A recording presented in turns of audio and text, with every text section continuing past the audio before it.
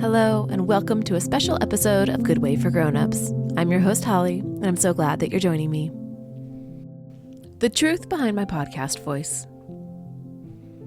Last week, I hosted a book club at my house. I concluded by reading a passage aloud. As I finished, a friend sighed and said, I just love your podcast voice. I laughed. The truth is that podcast Holly often feels like she lives in a different world than everyday Holly. Podcast Holly sounds like she's always calm and peaceful. She sounds like she has children who sit quietly and attentively. They probably always listen and obey the first time they're asked to do something. To top it off, she likely makes homemade muffins and kombucha and wears free people dresses every day. The truth is that everyday Holly is just as messy and broken, if not more, as you. While I do work hard to cultivate habits of excellence in my children, we often fail. And while I do seek to guide them toward obedience, we often choose sin instead. And while I do wish I had the capacity for all the goodness of an Edenic diet, that's just not on the menu these days. As for dresses, well, I wish I was that mom.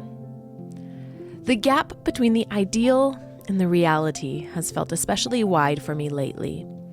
You haven't heard from me in a while because our front door slammed shut on my right hand 6 weeks ago. After the accident, I found myself face to face with an emergency doctor.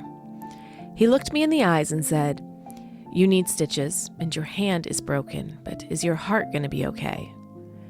He wasn't just asking about the accident. He was naming something deeper. My heart hurt more than the bruised and bloodied wound. A relationship felt just as fragile as my hand. You see, the circumstances surrounding the accident involved my son. And when the doctor acknowledged that reality, my eyes filled with tears. He smiled gently. After what felt like an agonizing 5 weeks, the cast finally came off. But it turns out that my hand has, for the most part, forgotten how to be a hand. The doctor assured me that PT will help, but that will take time. In the meantime, I feel incapacitated. In a strange way, it feels a bit like parenting. There's this thing I'm supposed to do, yet I feel like I can't do it. At least not very well. I feel overwhelmed, inadequate. This is the part where I wander over to my bookshelf for help. Here's the passage I read to my friends at that book club. Like everything else God calls people to, God doesn't call people to be parents because they're able. It is not a sign of personal weakness or failure of character to feel unable as a parent. The reason you feel this is because it's true. None of us has the natural storehouse of wisdom, strength, patience, mercy, and perseverance that every parent needs in order to do his job well. Independent ability, like independent righteousness, is a delusion. So quit beating yourself up because you feel inadequate. You feel that way because it's true. Why would a God of perfect wisdom ask inadequate people to do such an important job? The answer is so important to grasp. God calls unable people to do important things because ultimately what He's working on is not your immediate success, but that you would come to know Him, to love Him, to rest in His grace, and to live for His glory. Let me put it a different way. God calls unable people to do important things so that He will get the glory and not them. He isn't working so that your life as a parent would be easy, predictable, and free from struggle. He calls you to do the impossible so that in your search for help, you would find more than help. You would find Him. You see, He doesn't ask you to be able. He asks you to be willing. If you are willing, He will meet you in your weakness and change you. And as He changes you, He will work good things through you into the hearts and lives of your children. It's from Chapter 2 of Parenting by Paul David Tripp. This is not new information to me. I would guess that it's not to you either. But it is a reminder that I always seem to need. My storehouse of wisdom, strength, patience, mercy, and perseverance run low. Perhaps yours do as well. Bruised bodies and broken hearts are not beyond God's control. The events of our days are not a surprise to Him. The struggles we face are not contrary to His plan.